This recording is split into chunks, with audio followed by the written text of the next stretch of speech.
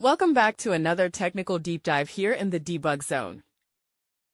Today, we're tackling a big question and breaking it down with insights from other users. Hopefully, this clears up some misconceptions and helps you get the answer you need. So buckle up, stay a little curious, and let's jump right in.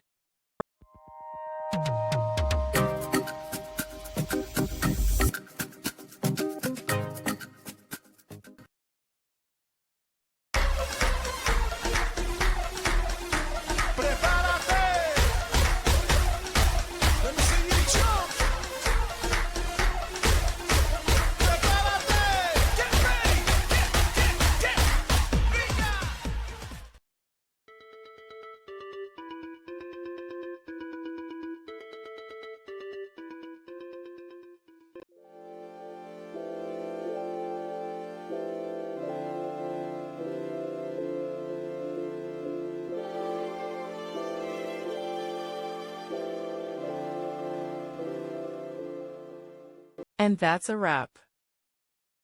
I hope you found the answer you were looking for. If you did, take a second to hit that subscribe button. It really helps out.